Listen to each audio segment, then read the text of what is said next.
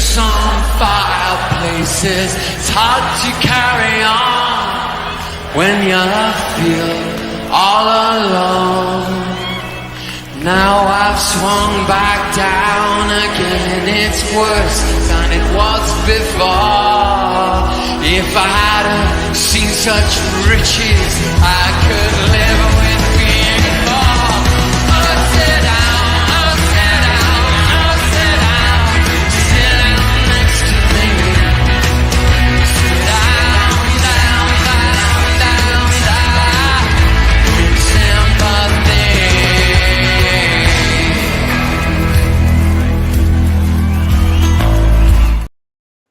Evening, everyone. Evening. And tonight we have new guest on the show, Uncle Rodz. Welcome, my friend. Hope you're well. Very well. I like the intro. I like the Burkham goal. Yeah. Yeah, you don't like the Henri one, that's for sure. I like Henri. He was one of my players back in the day. Even though he was Arsenal, I appreciate the way he played. He was one of my players back in the day. I have to confess. Absolutely, man. Absolutely, class player. Yeah. We're going to talk about the upcoming game at the weekend. 6-pointer in my book. Kenny Ken, mate. Thanks for, as always, our weekly show chat. How you doing, mate? I'm all good. I'm looking forward to obviously the game on Saturday because it's Arsenal Liverpool. They're the games that I was kind of looking forward to. I tend to look forward to them more when they're played at the Emirates or Highbury. I don't really look forward to them too much at Anfield because you don't get much at Anfield, especially since Klopp's come to the club. We haven't beaten Liverpool at Anfield since Klopp's gone there. So that says a lot. You know, he really, really knows how to galvanise that crowd. And, you know, he's got a connection with Liverpool fans, which is very unbroken. You know, I don't hear many Liverpool fans say many bad words against Klopp because he's got the club cooking. You know, it's just, I suppose, Liverpool's problem is that in Man City just got dominated a lot. Who knows? It could have been them dominating. So it's one of those things where, you know, Liverpool is the challenge. You know, I still see them as City's closest challengers, not us. So it's an opportunity for both clubs to make a statement and think, you know what, maybe this could be our year of, you know, finally winning the title again. Liverpool obviously done it 3 years before. We haven't done it 20 years. I think, I have to say, I think the game at Anfield, this is a key game. Because if we cop this one up, then, it's a 6-pointer for me all day long. But anyway, Uncle Rodz, thank you for coming on, mate. No worries, bro. No worries. We're going to get all the insight about Liverpool and the game at the weekends. Now, the Arsenal lineup, I think, will be pretty much the same. But Uncle Rodz, what do you think the Liverpool lineup will be pretty much as it was against Man United? I mean, let's be honest, it wasn't a great display, was it? Oh no. By no means was it a great display. By no means. I was quite kind of like frustrated with the actual game. Do you know what I mean? However, I did think the defense was good. I thought the likes of Verge and Kanate and Tichimikas and even Trent, because like Rashford got a counter attack and like Trent got back at him and just put his foot in just at the right time for him to scuffle the shot. So the defense did play well. My problem wasn't with the midfield and the attack. The midfield and attacking. Takeaway. No joking. So what is it today? So I think the midfield and the attack was poor. It was poor. But on Saturday, I don't think it would change it as such. You know what I mean? Because we still got McAllister. He's still out. Jota is still out. Do you know what I mean? McAllister can come back to the new year now.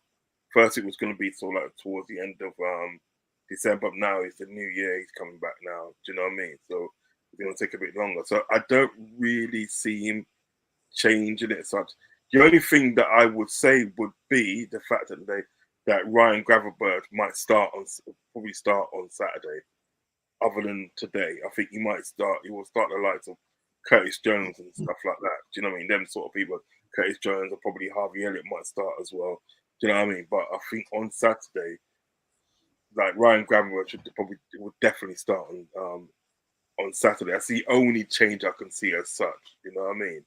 I've literally seen the team literally staying the same. Do you know what I mean? Because no two games are the same. Do you know what I mean? I mean, we had an awkward display the other day on Sunday, but it doesn't mean it's going to be the same on Saturday. Do you know what I mean? Because these are the games at the end of the day that sort of like, if you're a fan of football, yeah, these are the games you look forward to.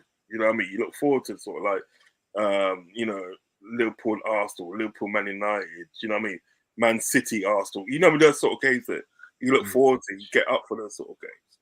I mean, Chelsea. I mean, Chelsea have fallen off a bit in recent seasons. They have fallen off a bit, but like even when Chelsea was sort of like was doing their thing, you look forward to Chelsea and Arsenal. You know what I mean? Even from the Crespo days.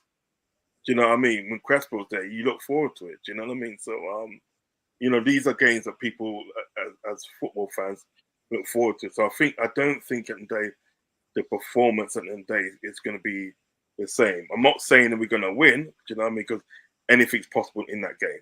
Do you know what I mean? Anything's possible. You know? So I think it'll be a different performance, and I think it should be a game at the day that like we as fans of our team should be looking forward to. Really? Do you know what I mean? But as for I don't really see it changing too much. I mean, just quickly, Dale, good to see you, mate. Thank you, mate, for your super chat. Happy holidays, Jez. Yeah, looking forward to it. I love Christmas myself. Dale, I did send you a message, mate. I don't know if you've seen it about Friday evening. So have a look. Let me know, bro. I put it in the group chat. So come back to me on that. Kenny, I think we can pretty much sit here and say that the team is going to be pretty much what it was against Brighton. I mean, but good news is that apparently Jurriën Timber and Partey are nearly back to full fitness and could be with us over the holiday period. Or obviously, come January, if Partey is fit, he's going to be off to the AFCON, so we won't see him for a month, which will be disappointing. Because I think, Kenny, I said on Lee's the other night, on Monday, wasn't it, that I'd love to see Rice and Partey together. Yeah. Love to see that. Yeah, because I think what we did last season, we dominated games through the midfield. Yeah, and especially from an attack. And I think what we've done is that the defence is fine. You know, the strike, you know, like the attack, it's getting there. But our attack can only be at its best if the midfield is got a bit of balance, which we had last season. So that's one of the big misses. Jurriën Timber's a very interesting one because Tomiyasu's come in a good form, but he's got himself injured. He's got injured, and then Timber's coming back. There's an assumption that Timber's going to be playing at left back.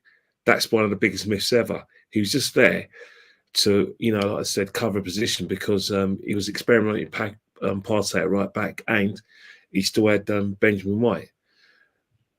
And obviously Zinchenko was injured. Now Zinchenko's fit, and he still believes that from an attacking point of view, Zinchenko gives us more as an inverted left back. So I do think that if he does come into the team, the position at right back, it would be very interesting because, before Tomiyasu got injured, Tomiyasu was displacing Ben White because Ben White seems to be come back from injury. So that gives the manager a very, very good, problem coming to the new year. But you know what?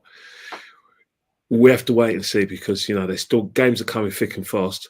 There's no harm in waiting for Timber till maybe a Liverpool game in the FA Cup. That'd be a good game to bring Timber back. Because it's a game that's got something on it. We are going to have to play a relatively strong team, if not a strong team. Forget relatively strong. It's Liverpool, a very strong team, and Timber was part of that strong team. So that's a good opportunity to bring Timber back. In terms of Partey, the sooner the better for me. The sooner the better. But again, that is another game that you could probably look and bring Partey back. Maybe Fulham and then maybe Liverpool. I don't know. Depends when he's got to fly out for the African Championships. Let's not forget that when Tomiyasu gets back to full fitness, he's got to play in the Asia Cup as well. So, you've got the Asia Cup and as much as it's going to hurt Arsenal, they have to play for their countries. Their countries have to come first because these are very major tournaments. Just as much as we see the European Championships is a major tournament, African Cup of Nations is a major tournament. And obviously, the Asia Cup is very, very important to players who play for Japan, South Korea, Australia, all those sort of countries. So, it's very important. That's why their countries will come first. But that's the beauty. That's the thing about the season. Every team is going to get hit, and it's how they react. Spurs are going to lose out big time because their captain Son is the captain of South Korea, so he's going to be away for a while. So it affects everyone. It's going to be an interesting time, man. To be honest, Megan's here's Liverpool 2, Arsenal 2 on Saturday. Would be nice as a Man City fan. Yeah, the thing is, Uncle Rodz, Man City right now, they're not in the greatest state of form, are they? I mean, I know they're missing Haaland, but they're not actually firing all cylinders at the moment, and that I find, having known how Pep Guardiola sets teams up, he normally gets away with it, but right now I'm not seeing it. I'm not seeing it at all. Well, he's lost two of his biggest players because, I do stewarding. I do the stewarding at Luton Town Football Club. I do that, and I was there for the game when Man City came down to play Luton. You know what I mean? I was there. I'll tell you what, Man City struggled in the first half. They literally struggled. I mean, Man City was lucky not to be about two or three goals down. I'm telling you. It was lucky to be 2 or 3 goals down, you know what I mean? And then, obviously, at the end of the day, Luton scored towards the end of the half. But I think what must have happened in the second half, Luton run out of steam. And then, obviously, they come up with two quick fire goals and that. So, they're not having a very good time of it. They're struggling. And I think when you look at it, sort of like Gundogan's gone, you know what I mean? And Mahrez's gone. Those are two of their most influential players that they got. Do you know what I mean? Them players, Mahrez and Gundogan, two of the most influential players they got. Because what used to happen at the day is that Gundogan and Mahrez at the day, in the first half of the season, they never used to play so much. He, played these couple of games, but they never used to play so much. But in the second half of the season, he'll bring them in. Do you know what I mean? Yeah. And then what will happen at the day? People like Gundogan and Mahrez will finish games. They'll literally just finish games. Do you know what I mean? So that was their second sort of like piece of energy to bring these guys in and second part of the season. Do you know what I mean? They ain't got that now. They ain't got that now. They ain't got the likes of Gundogan. They ain't got the likes of Mahrez and anything that Mahrez. So they can't. Them players that used to influence games can't do that anymore because they're obviously not there. So at the moment that they're struggling, I mean, they're waiting for Kevin De Bruyne to come back. And apparently he's back now, isn't he? De Bruyne is back now. And so that might be something for them. But don't be surprised that in January that they don't go and spunk another load of money in January. You know what I mean? Because they're going to have to, in order for them to sort of like, maintain that challenge at the top. Do you know what I mean? Yeah, they're going to have to go out and spend some money in January. Do you know what I mean? Because the way that Arsenal's playing at the moment, yeah, is good. You cannot deny that Arsenal are playing good. They're getting the results. Do you know what I mean? The way the Liverpool are playing at the moment, might not be that good, but they're getting the results when, obviously when they can. So they've got all that to contain with. Do you know what I mean? And when Arsenal go to the Etihad, yeah, I honestly feel it today that Man City ain't going to have it their own way. They're not going to have it their own way, like they did last season. You know what I mean? They have still got to come to Anfield, and they don't usually win at Anfield. You know what I mean? So it's going to be an interesting season at the end of the day for Man City. But the rate is going now. I don't really see Man City win a title. I could be wrong, but they're not having a good time of it at all. Do you know what I mean? I'm sorry to cut you off, man. I personally think I'm going to pop my head on the chopping block here. I think it's going to be between Arsenal and Liverpool. I do, and I think the fact is that that's why I'm saying this is such a key game.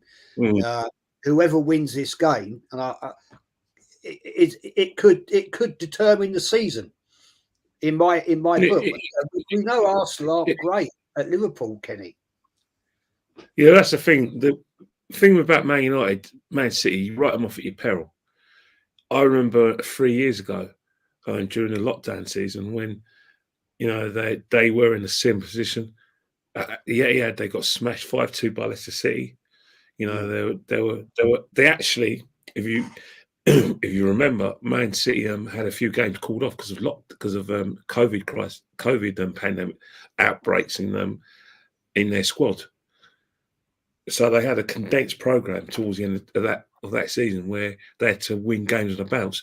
But the common denominator is they got all their big players back from injury. They're fully fit and fully functioning, and that enabled them to go on that run in 2021 season. This is quite similar as well.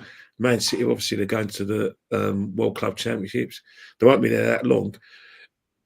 One of the things with Man City is that De Bruyne, he always seems to be ready for action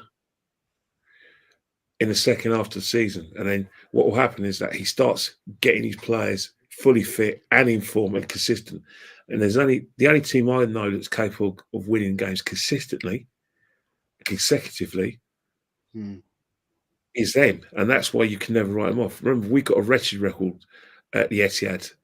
Last time we won the Etihad we've only won twice in the Etihad since the Mansours took over Man City. We won in 2010 and 2015. Yeah. Apart from that, they splattered us. Last season, they beat us comfortably home and away. So to write them off is a long shot because Liverpool and Arsenal will drop points. I'm not saying they can lose games, but they will drop points. And because I think they will drop points, that keeps Man City in the hunt. Man City obviously have got their traditional hoodoo game against Tottenham Hotspur, and obviously they've got the hoodoo game against at Anfield. But they got us, who they always beat. They will absolutely mash Man United at the end, and then it's the rest of the league. Depends, and then they always seem to go for not just the league but everything. They want to retain their Champions League, and they want to retain the FA Cup.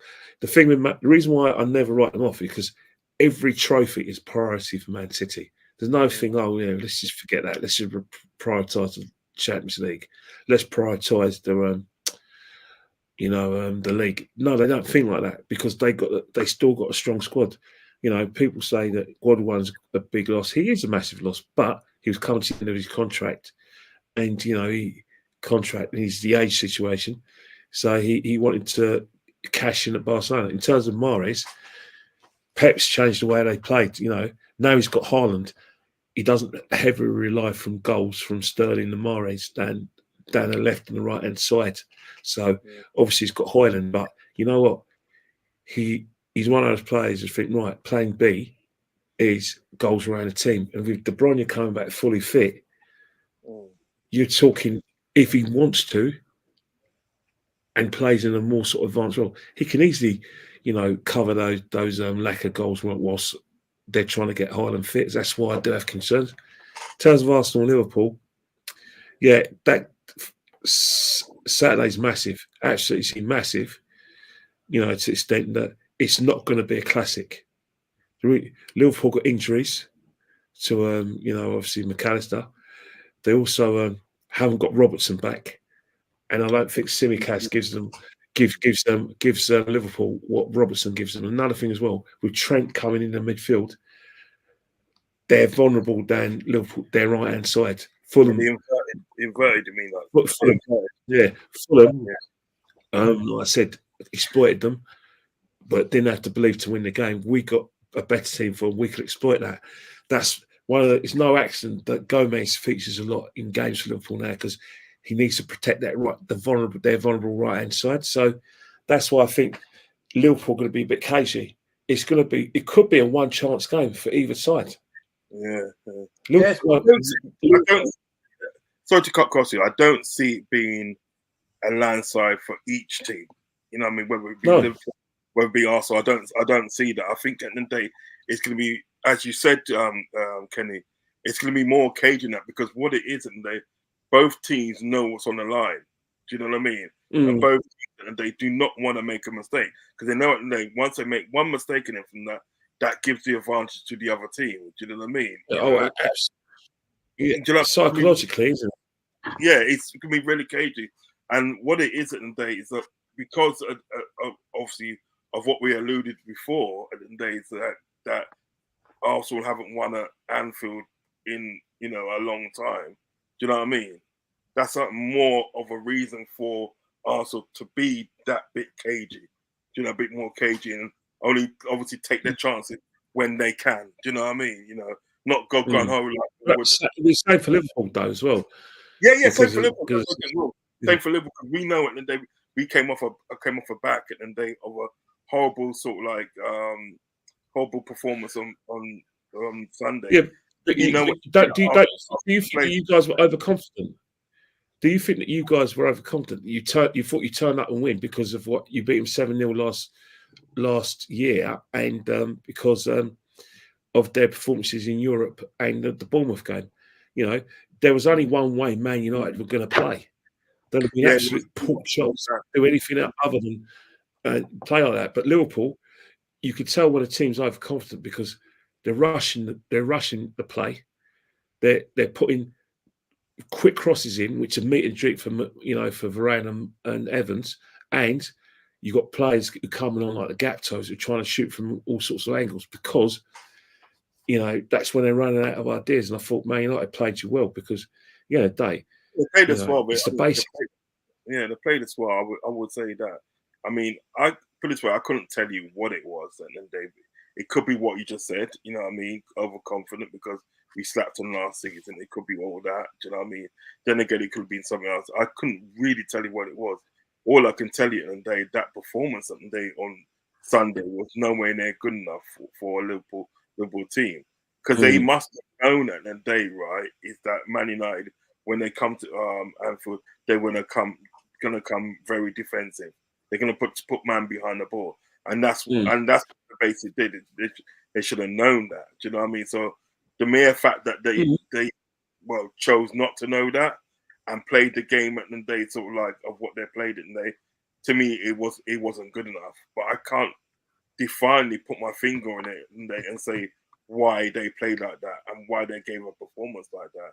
Do you know what I mean? But like it could be what you said, Ken. It could literally be what you just said. Literally be that. Do you know what I mean? You know.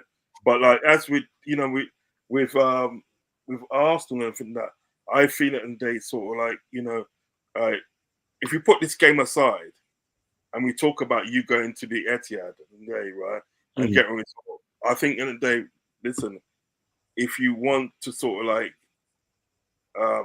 be, if you want that title, that lustrous title, and obviously you have to beat people like Man City at the day at the Etihad, and you even to some respects in there, you even have to beat Liverpool at Anfield. You have to beat. That goes without saying.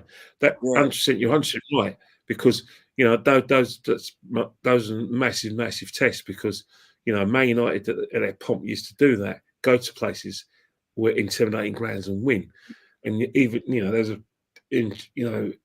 there was times when Chelsea under Mourinho and Ancelotti did that as well. But it's those situations. It's too close to call. You know, we have to assume that Aston Villa are not going to be in the title hunt, and that it's really going to be between 3 teams. We have to assume that, because you can't think, if you're a big club, you have to assume that another big club's going to be your rival. But looking at that game, you know, a point is not going to do Arsenal any harm at all, because of the fact it's Anfield.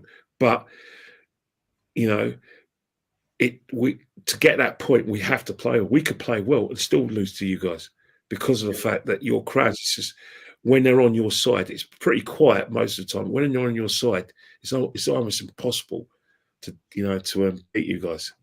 Kenny, I think the other night you came up with a key point on Monday night when you were talking about our left-hand side has got to outflank Liverpool's right side, and I totally agree with what you're saying there. And that to me is a very key situation. Now, I'm going to say this: I would rather, Kenny, want Tomiyasu starting at left back than Zinchenko. And the reason I say I think Martinelli and Tomiyasu link up far better, like when we had Martinelli and Kieran Tierney, because I don't feel that Zinchenko links up enough, because Zinchenko tends to go midfield. Yeah. That's how he tends to play, because I think Mikel's desperate. You know, I think he's more desperate not to be dominated than to dominate games. You know, that you could tell by some of the changes he made this season that there was a lot of times, even though we were challenged for the league, that he was dissatisfied. He was unhappy with the way we played in matches. You know, and we came a crop. But you know, the Zinchenko thing is interesting. It's an interesting situation, because if Tomiyasu's fit, he probably would have left Zinchenko out, because he would have just thought, you know what, I don't want Trent to have time on that ball. I don't want Trent and Gomez to interchange down that right hand side. You know what I mean? He'll write. One of the things, if you look at the Man United game, one of the things that kind of helped Man United a bit, that there were positions down the flanks when Gomez was down those flanks and not Trent Alexander-Arnold. You know what I mean?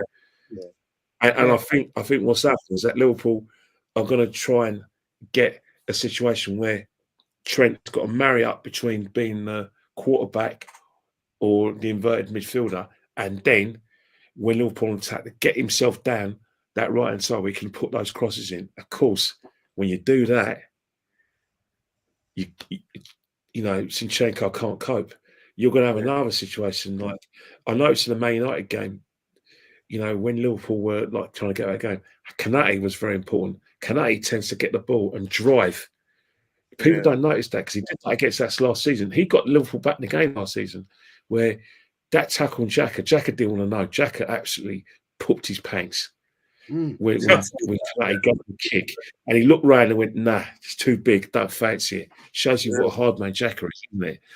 And I think when you look at those sort of situations, that's how Liverpool are going to try and break the game up.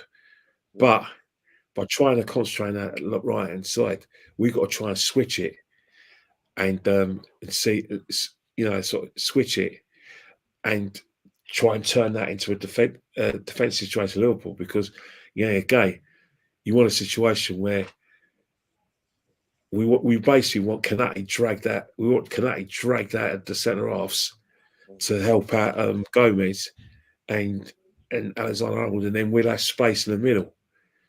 You know what I mean? Because of the fact that the space can be exploited. But then again, down that left-hand side, does Tsimikas give Liverpool as much as Robertson gives them? I don't know. You watch more Liverpool than me, Rods, but I'm not convinced he does. You know, Tsimikas, I like him as a good player. Yeah, he's a good player, but Robertson offers more. That's what I'm saying. Robertson offers more. Do you know what I mean? It's like, I don't know. It's like you saying about Tomiyasu. the difference between what Tomiyasu and Zinchenko. Do you know what I mean? Zinchenko is a good player, probably a good player, but like Tomiyasu would offer more than Zinchenko. And that's what it is with sort of like Robertson. I honestly feel at the end of the day, if Robertson was playing the other day, we probably could have got something out of that game. Do you know what I mean? Because his drives from left back are amazing. His crossing is amazing, and he also knows when to defend. Do you know what I mean? He just offers more to Tsimikas.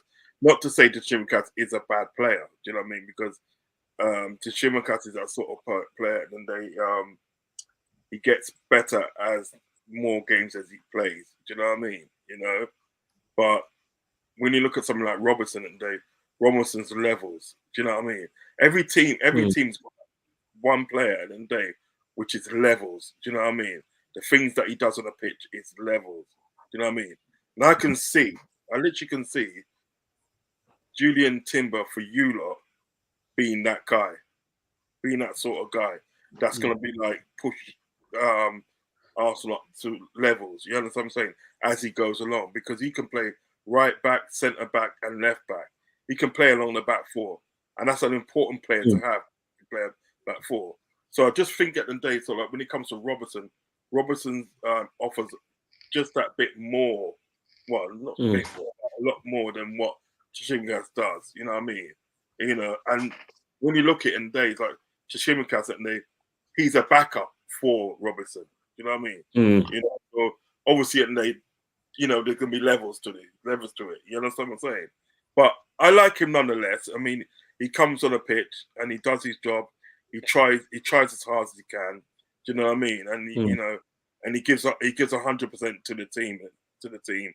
And that's really all you can ask for from your players at the day, that they give you 100%. Do you know what I mean? And he does that, really. Do you know what I'm saying? That's a good point. Before we move on, I just want to say this. Oregon Gooner, good man. Sub to Uncle Rodz today, people. Get out there and sub to this man. Great channel. I know you had a bit of drama last week with being hacked. And I gave you support on that one.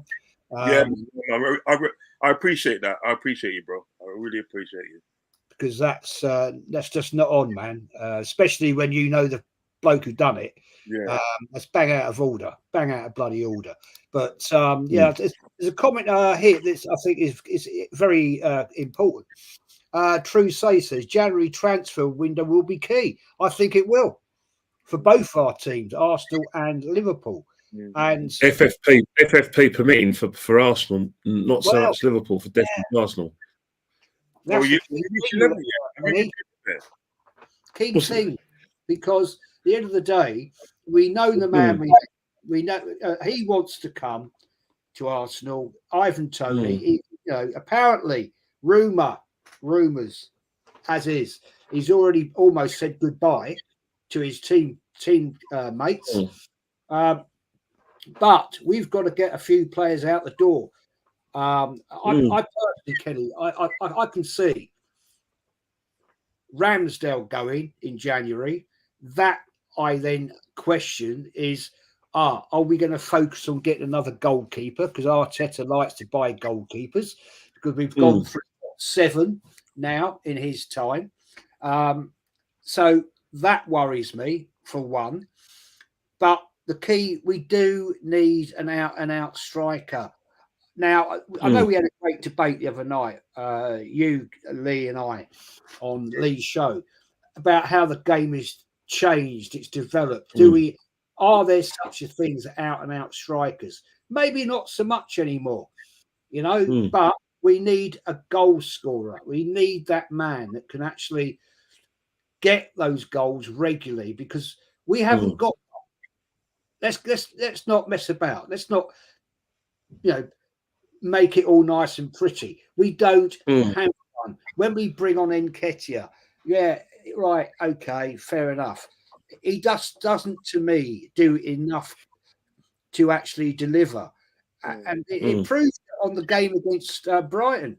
He had opportunities, but he's out of position. I don't think he has that natural ability about him at this level of football, Kenny? What do you think, mate? No, I think you mean in terms of Eddie, it's well documented that Eddie's a fox in a box, but he's a dying breed of striker.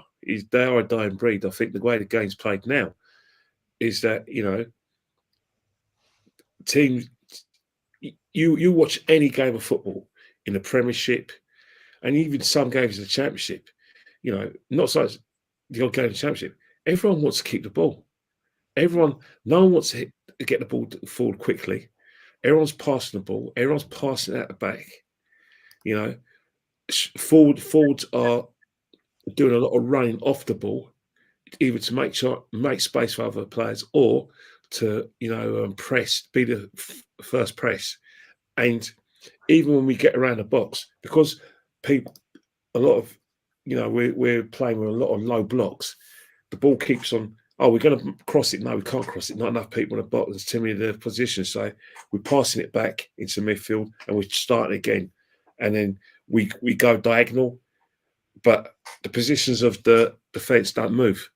So that's one of the reasons why we're asking our inverted wingers to be just as much a lot of goal scorers as the centre forwards, and that's the situation. Is that Mikel for me is the biggest stumbling block to the centre forwards. I don't think Mikel helps Eddie that much, because ideally Eddie would like the ball to get the ball forward a lot quicker. He doesn't need build-up play. What he wants is crosses, but we don't play that way. So Eddie's never going to keeping Eddie as our second striker is pretty pointless. It's pretty pointless, especially as we know he can't do what Haaland does. He certainly can't do what Ivan Toney does, and he certainly can't do what Osimhen does. And you look at Nunez at Liverpool. He's probably the most unluckiest player ever. He has only scored 1 in 10 games. But I tell you, I wouldn't be surprised if he's had some good chances and got himself some good positions. You know what I mean? Yeah. And I think that's the situation with the way the modern game is. Strikers like Eddie at a top 6 club will not thrive. Not even at Man United, who are not at their best at the moment. He probably, Crystal Palace, Brentford, probably is his level. I would go as far as saying that, he's certainly not going to go Everton, because Dominic Calvert-Lewin is a better player than him, so he's not going to get a game there. But maybe at those clubs I mentioned, he could get a game. Crystal Palace are dying for us. I actually like Eddie Keane. Something about him I like. You know what I mean? And if I was obviously putting my unbiased head on, do you know what I mean? And being a neutral, I actually feel it in the day. So I like Nketiah, but I understand what you're saying at the day. It's like, if he's in a team that's, that not playing to his strengths as such, no disrespect to the Arsenal team, because they play a certain way and it works for them. Do you know what I mean? But if he doesn't figure in that plan, then it is literally in the day pointless keeping it. You might as well just sort of like literally in the day either send him abroad or something like that. Do you know what I mean? Just in somewhere else because he's never gonna get to that crescendo of a football that he wants to get to. Because at the end of the day, so like obviously as he's saying it, we don't play. You lot don't play the way he wants you lot to play. You know what I mean? There's no fault to Arsenal. Do you know what I mean? It's just that Arsenal don't play that style, and probably we don't play that style. You know what I mean? But the way the modern game's going these days is that not a lot of teams at the end of the day are using this out-and-out striker. You're like a winger striker. Do you know what I mean? Midfielder come centre forward. Do you understand what I'm saying? It's all goals are coming from the left, goals are coming from the right, and sometimes most of the time goals will come from the centre. But that's like your attacking midfielder that's being played as a 10. Do you know what I mean? So people and they sort of like are not really going and getting that striker because they feel to themselves, well, I can do it with a sort of like with a Martinelli, or I can do it with a Luis Diaz or something like that. Do you understand what I'm getting at? Do you know what I mean? You know, because Martinelli and he's got the ability to score goals. Do you know what I mean? Once he runs it, you cuts in, he'll slot in the other side of the corner. Do you know what I mean? Like the right hand side corner, because he comes off the left. Do you know what I mean? So, you know, when you got players like that, that's got the ability at the end of the day to score you goals. You know what I mean? Like what's the name? Odegaard is another one. He's an attacking midfielder, come centre forward. Do you know what I mean? So and like Kai Havertz as well. Do you know what I mean? You know, all these players that are midfielders really pushed in an attacking role, and they're getting the goals. So if you got those players and they're getting the goals and maybe on a consistent basis, you're then gonna think to yourself, if you're Arteta, you're then gonna think to yourself at the end of the day, well, why do I need a striker then? If these guys are getting me goals, why do I then need a striker? Do you know what I mean? You know? Yeah, I agree. Yeah. I've got I've pinned some comments which I'm going to quickly get into, which I think are quite key. Before I say that, everybody, if you're new in here, please smash the likes. It does help. Yeah. I'm not far off 4,500 subs now. I think about 40 something away. So I'm going to be ambitious and say, let's get there for Christmas. That'd be great. I've got a question here for Uncle Rodz from Megan. Liverpool need Palhinha? I don't know, because I would rather somebody younger. I'm not saying that they sort of like he's a bad player, because he's a good player. What is he? 28? 28 now? 28 and probably 29 soon. Do you know what I mean? I think so. I want somebody more younger in that position, so you can at least get like 8 to 9 years out of him.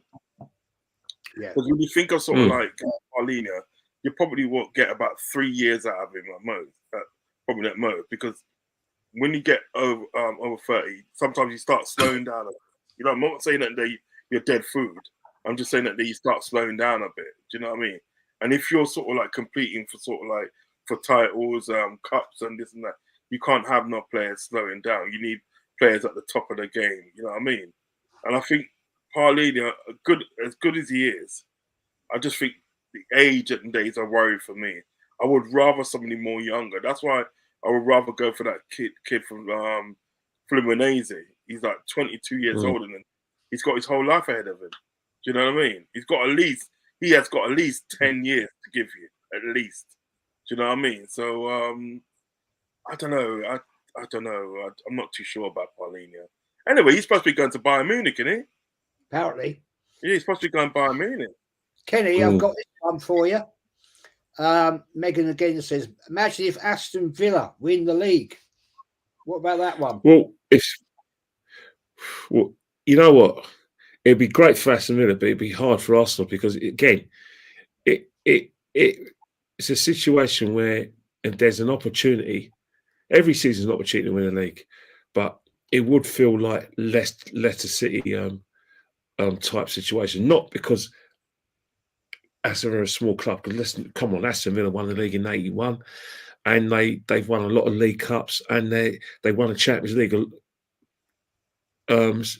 as well in '82. Something we haven't done. So I'm not going to belittle Aston Villa. What I would say is that if there's an opportunity where people are saying that Man City are not at their best, then the next cabinet rank should be to clubs like Arsenal and Liverpool. So if Aston Villa pitched it to us, it would be painful, because we're thinking, well, Man City are not at their best and we still can't win the league. Now that's an Arsenal situation. I'm upset with Arsenal, not upset at Aston Villa winning it, but it's just the way things have to be. You have to take your opportunities when they come, because at the moment, Man City are doing a Liverpool of the 80s and 70s. They're doing a Man United of since the Premiership began, and where they're dominating football. They're dominating English football. You know what I mean? You can't deny it. Since they won the league in 2012, they've been a dominant. They've won the league more than anyone else in the last 11 years. That's domination. That's a dynasty. So you're not going to get many opportunities whilst Man City are as strong as they are, whilst they have their owners, to take the league title off them. So it's this season. Arsenal have to be that club. Good point, man. Good question here. Fozz's World. Question, gents. Outside your first team, is the quality enough to challenge if you lose players? Uncle Rodz, what are you going to say about that for Liverpool, man? Ooh. I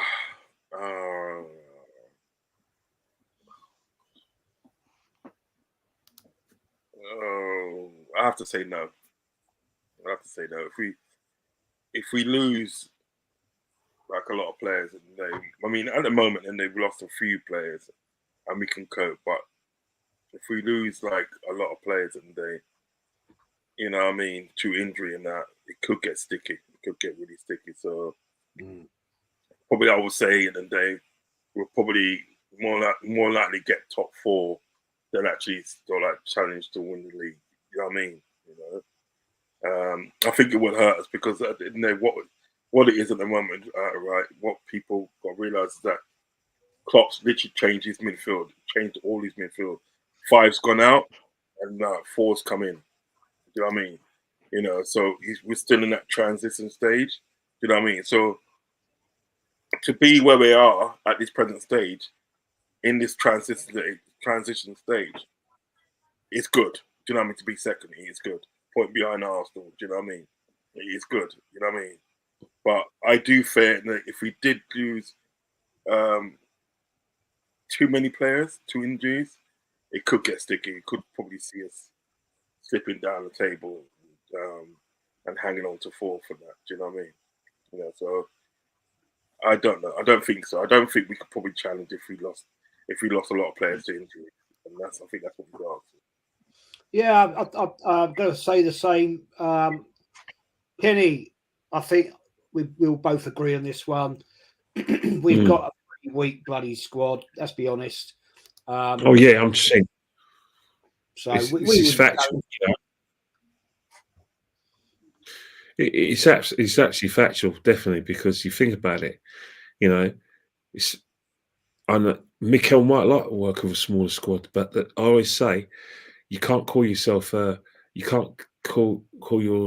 squad with depth if it isn't quality. The depth has to be quality. Quantity means nothing. You know what I mean? There shouldn't be a gap between your first choice and the guys that you may ask to deputise. You want to have a situation where if like I said, your star player's not right at it, you can rotate. It's very difficult to rotate successively with players who are levels beyond the person they're fighting for that particular position. Yeah. And that Arsenal do seem to have that. But it's not just Arsenal, it's most clubs. Tottenham have that. What's happened is that, Ange Ball, in terms of like Postecoglou, he's always known, but he's now finding out pretty quickly that bloody hell, I need some money in January and I need to get some players in the summer because, his whole, he's had a Madison out. He's had, Van der Ven and all those kind of players. They've gone from, and being where Aston Villa are now to being outside the top 4 because of a lot of it, because of injuries and because, they still play the same way, but they haven't got the players who are as good as the players that started the season. Hence the fact they're leading in games, but they're coming off of defeats, albeit since they've had a slight improvement. But that's the whole situation. Man City probably the only team in the Premiership who don't have that much of a gap in quality between the first choice and the players that can, they were used for rotation. Yeah. Kovacic is a very experienced midfielder, not just from the Premier League and winning Champions League with Chelsea, but also from international point of view, he's played for Croatia. You've got defenders. Yeah, got experience. He had got experience at Real Madrid as well. Real Madrid. Yeah, exactly. Kovacic and Real Madrid as well. So all these players that Man City have, there isn't a gap in quality, especially in midfield and especially at defence. Yeah. You know what I mean? You know, Alvarez. You could argue Alvarez is the kind of the rotation for, you know, rotation for, there's the star man up front, isn't it? Up top, Haaland. But Alvarez has won a World Cup. You know? Yeah, facts. Listen, to be honest, at the day, everything that you said tonight, I can't disagree with. Literally cannot disagree with. I can probably put a different spin on it. Do you know what I mean? But it will amount to the same thing. I can't disagree with anything that you said tonight. It's just been 100% facts. Do you know what I mean? 100% facts, mate. So yeah, fair play to you, mate. It's 100% facts, and it is true when you look at Man City. The gap in quality is not huge. It's very small. Very small. They had a kid that comes on sometimes, and Rico Lewis. How good? He's very good. Then they got Cole Palmer that went to Chelsea. You know what I mean? Another good player. So it's true what you're saying. And other than us, we've got this kid called Gerald Kranzar, which is a centre back at the day, right? And he's pretty good. He's good. Very good. I think he's going to be a good player, for you. Yeah. So that you can look at that player and say, well, look, maybe at the day that player, that the gap is not so big. But then you got to look at other players at the day, and other players at the day in our team. This is why I say at the day we can probably, if that happened to us, we'd probably, get fourth place because the drop off is too big. Do you understand what I'm getting at? Drop off is just too big to sort of like maintain a title charge. Do you know what I mean? If these certain players go out, do you know what I mean? Yeah, I mean, this is a comment here. Sean says Nketiah has to go to Leeds. He did once, didn't he, on loan? Couldn't even get in their team. That pretty much sums it all up, really. Yeah, he sat on They the didn't get promoted that season, though. They didn't get promoted, though. Well, yeah, but he didn't play a lot, did he? Let's be fair. That's probably why they got promoted. Yeah. Reece says reports and Tony to Arsenal starting to come out. Jez and Kenny, do you think we will get him? I think we will. He apparently wants to come to Arsenal, and rumours are from a good source. I'm not talking about Twitter or anything like that. This is proper sources that he's actually almost said goodbye to his teammates. So, we know Arsenal like to keep things in the dark and under the radar. It could already be done. I don't know. I'm not going to say that it is, but one game I want to talk about now. This I think is an important game at the weekend. Aston Villa, Sheffield United. I'm pretty confident, Uncle Rodz, that Aston Villa will beat Sheffield United. That's going to keep the pressure on Arsenal and Liverpool. Yeah, going into the Christmas period. Man City's game is postponed against Brentford, isn't it? Because of their thing. So that gives them a little bit of a break. But I'm pretty, yeah, I mean, come on. No disrespect to Sheffield United. They are rubbish. So that's going to keep the pressure on both of us teams, which means that both Liverpool and Arsenal they're going to go out all for this. Yeah. I hope Arsenal do. Liverpool are going to be, they're going to want to prove themselves after a pretty sloppy display against Man United. Tonight will be interesting against West Ham. Oh, yeah. Interesting to see what team lineup it is. But Uncle Rodz, what do you think, mate? Aston Villa, Sheffield United.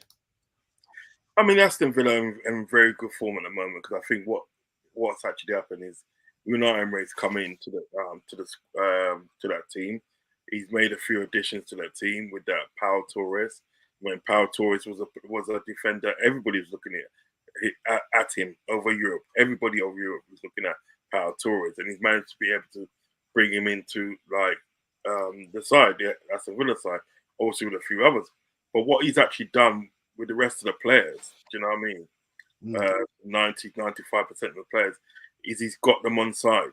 He's got them on side, and he's got them believing in his philosophy of how he wants Aston Villa to play and what future he sees for Aston Villa. He's got them believing. Do you know what I mean? He's basically, and they done what Klopp's done, and he's turned doubters into believers. Do you know what I mean?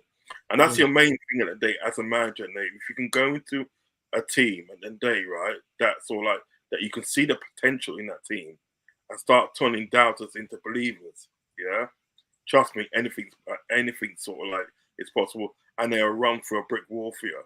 Like Boateng at the day when Boateng at the day went to Dortmund, everybody was saying cussing and saying, "Oh, what are you bringing this crap player for?" and this and that. Klopp said, "Nah, man, he's a good player. He's a good player. He's got a book, yeah, with 1,000 pages in the day, right? Not one of the pages are the same. Do you know what I mean? He really bigged up Boateng. And Boateng said it, and he goes, you know what, Nate, I will run for a brick wall for him. Do you know what I mean? So if you can get that sort of that vibe at the day into your team, anything's possible. And he seemed to have got that because what it is at the day with Aston Villa, they're playing very good football at the moment. I'm literally dreading going to Villa Park at the day. You know what I mean? I'm dreading Liverpool going there because I know they're going to be in for a game. You know what I mean? So we know at the end of the day, sort of like he's going to beat Sheffield United. I'll be very surprised if they don't beat Sheffield United.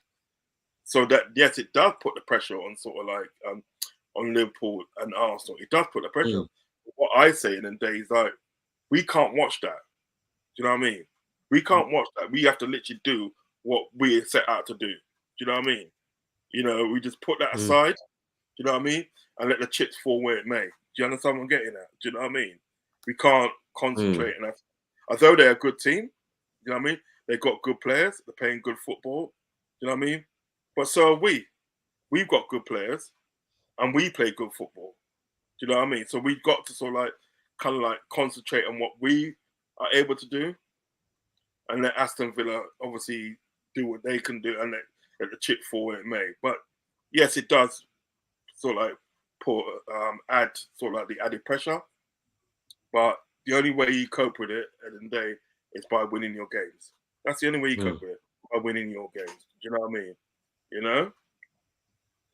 The thing is, Kenny, I mean, I'm concerned about Aston Villa because it would be the most amazing, awful embarrassment if they were to finish above Arsenal with our ex-manager, who I wanted to keep them. I thought he's class, and he proved. I think the thing is that with Aston Villa is that, you know, they're in good form at the moment, and I think you just never know, because they're going to have some competition for whatever they're going to go for when we're in the league, because, you know, you have to think that when Spurs get all their injured players back, they're going to challenge Villa for something. We don't know Villa, but the Sheffield United game is going to be hard for Aston Villa because of the expectation. And Sheffield United just think, you know, they've got nothing to lose. They're not going to go. Sheffield United are going to, now they've got Chris Wilder back, I think they're going to be a bit cagey. But if Aston Villa score early, God help Sheffield United. But if Manchester Villa score at any point, they're not going to concede. I think they will win, but I think it'll be a sluggish performance because Sheffield United will make it difficult to beat. But I still expect Aston Villa to, win the game. But in terms of like feeling bad if Villa finished above us, yeah, I would feel bad because it's the reason is that's another year we haven't won the league. True, that's the fact. But it's going to be a big weekend. There's no question about that. I'm still an advocate the Liverpool Arsenal game. It's a 6-pointer to me. It's going to be an all or nothing. I hate saying that saying, but you know what I'm telling you. Before we wrap this up, it's been a great chat. Uncle Rodz, thank you so much for coming on. I want you to get an honest Liverpool fan to give an honest opinion. You've done that, my friend. Please shout your channel out. Listen, first and foremost of the day, I've had an amazing time on the channel. Amazing time chatting with you and chatting with Kenny and Dave, right? And listen, Dave, I watched Kenny a few times and everything that on your show, and his knowledge about football is 100%. Yeah, you know what I mean. And as I said to you before on my show, on my channel, I want to get Kenny on my show. You know what I mean? So I'll link you and think that on Instagram, because I've got you on Instagram. I'll link you on there and we'll set something like that, because brilliant. You know what I mean? Yesterday. Yeah, brilliant. And listen, it's been a brilliant show. I've enjoyed it 100%.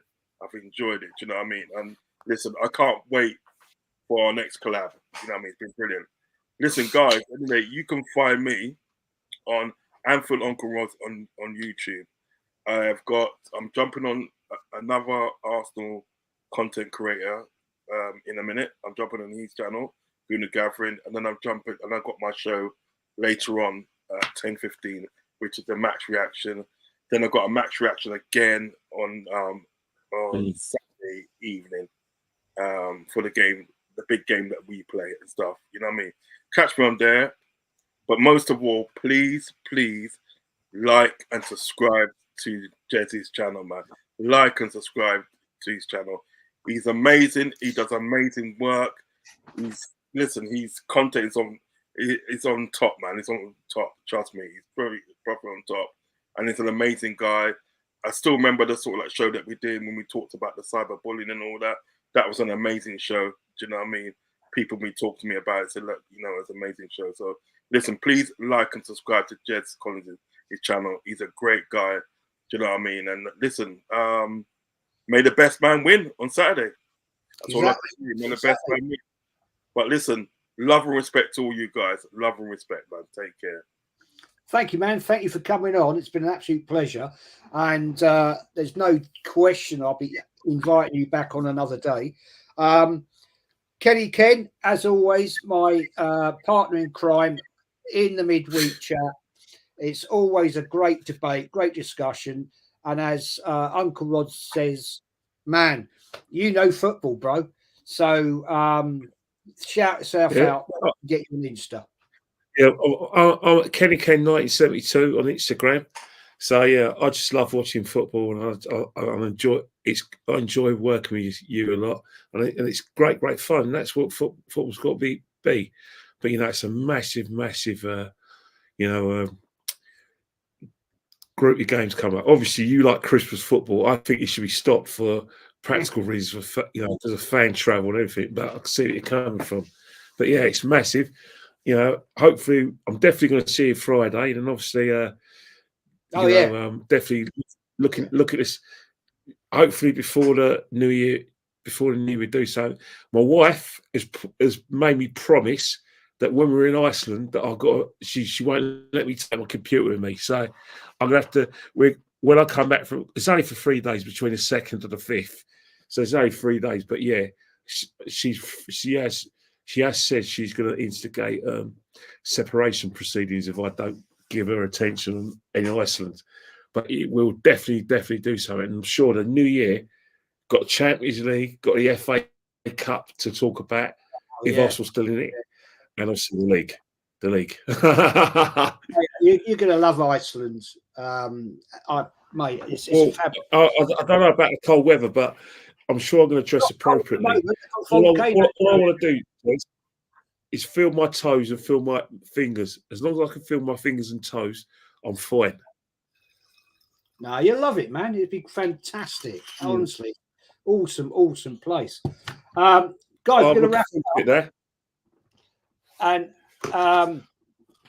Friday night is the Christmas show, 7:30. It's going to be a giggle. I've got 9 guests on. Kenny, Yeti, Mama Flossie, Lee might join us. It's just going to be We're going to talk about just about everything and anything about football, Christmas, what you're eating, what you're doing, anything goes with it. And I might drop tomorrow night. A lot of people ask me to do my worst ever Arsenal 11 squad. I've done it. I've done it's it. depressing. Oh my days, Kenny. Have I dug up some dross? Seriously, I spent a lot of yesterday. I know Igor Stefanos is going to be in that team. Oh, mate. Has to be Igor Stefanos. Shockers. Absolute shockers. Yeah, maybe in goals, Runnison in goal. Yeah, and worse. But yeah, I might do that tomorrow if I get a chance. Oh no, you put Sunoco in the team as well. Oh, mate, I tell you, honestly, mate, he'll be yes, amazing. You've got to put Lee Chapman in it. No, I haven't got Lee Chapman's got to be in the team. Yeah, I mean, trouble is there's so many. I could go on forever. I know. But anyway, people, we're going to get out of here. Looking for, if I get a chance, I'll do it tomorrow. If not, it'll have to be next after Christmas. But there we go. Thanks to him for watching. Smash the subs, smash the likes.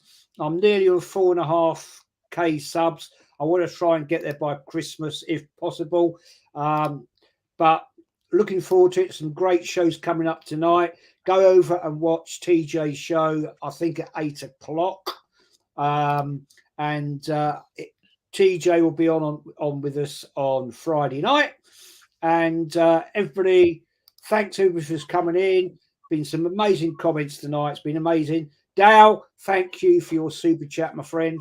Legend as you are. And I'll do the outro, people, and we are going to be out of here. Take care. If I don't see you before, have a great Christmas.